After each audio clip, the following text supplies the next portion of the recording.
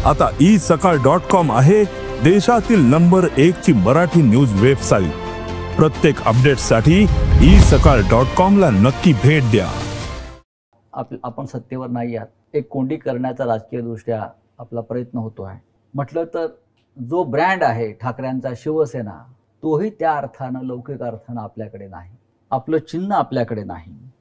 म्हणजेच ज्यांच्याकडे काही नाही आणि जे पोकळ आहेत त्यांना ठाकरे ब्रँडची मदत लागते आहे, हेच ठाकरे ब्रँडचं वैशिष्ट्य आहे। होय, कारण स्वतः पोकळ आहेत, काहीच नाही त्यांच्याकडे, काही निर्माण कधीच केलेलं नाही, त्यांच्याकडनं कधीही कोणताही आदर्श कोणत्याही क्षेत्रात उभा केला गेलाच नाही। भले 100 वर्ष झाली असतील त्यांना किंवा आणखीन काही वर्ष झाली असतील, पण तुम्ही जनतेला किंवा राज्याला दिलं काय, समाजाला दिलं काय, तर काहीच नाही।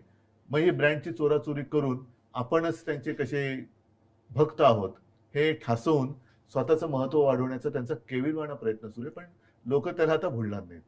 ठाकरे ब्रँडचे भक्त आहेतच, मी ब्रँड या शब्दापेक्षा म्हणजे ठाकरेंचे भक्त आहेतच। हा, पण ते ठाकरे म्हणजे मी नेहमी सांगतो की मी कोणी नेहमी शून्य आहे। उद्धव ठाकरे याला अर्थ नाही, उद्धव बाळासाहेब ठाकरे याला अर्थ आहे। म्हणून तर लोक ते जे काही म्हणजे बाळासाहेब नेहमी सांगायचे की नेहमी लक्षात ठेव की मी स्वतः म्हणजे शून्य आहे, आपल्या पूर्वजांचे आशीर्वाद त्यांची पुण्य आहे, त्याला कधी विसरू नकोस।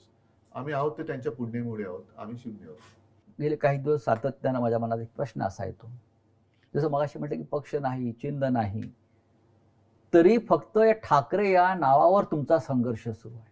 ठाकरे ह्या नावावरती नाही, म्हणजे ठाकरे संघर्ष करतायत, ठाकरे संघर्ष करतायत, त्याच्यामुळे आमचं नाव तर कोणी चोरू शकत नाही। पण तो तेही चोरण्याचा प्रयत्न होईल। आणि समजा चिन्ह किंवा इतर काही चोरतील, लोकांचं प्रेम कसं चोरणार, लोकांचा जो आमच्यावर विश्वास आहे तो कसा चोरणार, तो खोक्यातनं नाही ना विकला जात। पण जेव्हा पक्ष चिन्ह जेव्हा चोरलं तेव्हा काही लोकांनी मातोश्रीवरती सुद्धा हक्क सांगण्याचा प्रयत्न केला, आता आम्हाला मातोश्री ही द्या, आता आम्हाला ठाकरे नाव ही द्या। त्यांच्या मातोश्रीला अपमान होय, जे स्वतःच्या मातोश्रीला मानत नाही। हो, ज्यांनी या ठाकरे ब्रँडवरती प्रश्नचिन्ह निर्माण केलं आणि ज्यांनी माझी शिवसेना खरी आणि माझं चिन्ह खरं असा भ्रम निर्माण केला निवडणूक आयोगाच्या माध्यमातून किंवा त्यांच्या दिल्लीतल्या मालकांच्या माध्यमातून, ते स्वतःची डुप्लिकेट शिवसेना भाजपात विलीन करायला निघालेले आहेत। याकडे तुम्ही कसं पाहता? मुख्यमंत्री पदासाठी त्यांच्याकडे दुसरा पर्याय काय? कारण त्यांच्या गुरुपौर्णिमेचं संपूर्ण वर्णन आपण केलं, हो, आणि ते आपण केलेल्या वर्णनात ते सगळे चित्रच आमच्या सगळ्यांच्या डोळ्यासमोर उभं राहिलं की काय काय तिकडे झालं।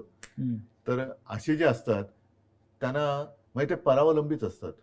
ही जी शिवसेना आहे उद्धव साहेब, कुठली जी आमची आपली तीच शिवसेना आहे, पण अमित शहा, निवडणूक आयोग याने अधिकृतपणे जी शिवसेना दुसऱ्यांच्या हातात दिली आहे, ते अशा प्रकारे शिवसेना भाजपात कशा प्रकारे विलीन करू शकतात? नाही, शेवटी त्यांना हे शिवसेनेचं अस्तित्व संपवण्याचा प्रयत्न आहे का? हो, पण ते संपवू शकत नाहीत ना, इतके वर्ष होऊनही जनतेला ते माझ्यापासून तोडू शकत नाहीत, हेच तर त्यांचं दुःख आहे। त्याच्यामुळे आता शेवटचा पर्याय तोच आहे की जो त्यांचा पहिला पर्याय होता की जाऊन घालीन लोटांगण वंदीने चरण करायचं, कारण दुसरा पर्यायच नाहीये।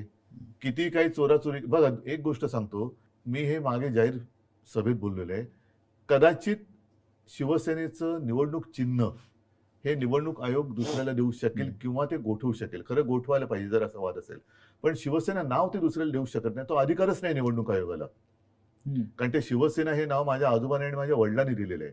उद्या मी निवडणूक आयुक्ताचं नाव बदलून त्याचं नाव धोंड्या ठेवलं तर अधिकार आहे का? पण मग जर माझं नाव बदललं तर मी त्याला धोंड्याच म्हणणार, तर त्या धोंड्याला हा पक्षाचं नाव बदलण्याचा अधिकार नाहीये। तो चिन्ह तुम्ही काढून घेऊ शकता जर लोकशाही पद्धतीमध्ये आम्ही काही वेडवाकडं वागलो असेल, ज्याला करप्ट प्रॅक्टिस म्हणतात त्याला, पण संविधानानुसार असेल किंवा इतर काही गोष्टीनुसार असेल, त्याच्यात जर आम्ही चूक केलेली नसेल तर ते आमचं चिन्हही काढू शकत नाही। मतांची टक्केवारी वगैरे हा जे काही असेल ते त्या चिन्हापुरतं आहे, पण नाव नाही देऊ शकत। त्याच्यामुळे हे केलं ना, त्या धोंड्याने ते बेकायदेशीर केले। त्या धोंड्याला शिवसेना नाव दुसऱ्याला देताच येत नाही ना, तो त्याच्या अधिकारच्या बाहेरच आहे, पण त्या धोंड्याला शेंदूर फासणारे दिल्लीत बसलेत म्हणून चालतंय। कारण एक धोंड्या गेला आणि दुसरा धोंड्या त्या खुर्चीवर बसलाय आणि तरी तो निर्णय बदलायला तयार नाही। पण ते लोक नाही ऐकणार त्यांचं, शेवटी चोरीचा माल जो आहे, आता तुम्ही चोरून मतं मिळवलीत, आणि त्याच्यावरती जर का मर्दुमकी गाजवत असाल तर चोर तो चोरच आहे. महाराष्ट्रातील सर्व बातम्यांचे विश्वासार्ह व्यासपीठ. सकाळच्या सर्व सोशल मीडिया प्लॅटफॉर्मला लाईक, फॉलो आणि सबस्क्राईब करा. तसंच सर्व नोटिफिकेशनसाठी बेल आयकॉन प्रेस करायला विसरू नका.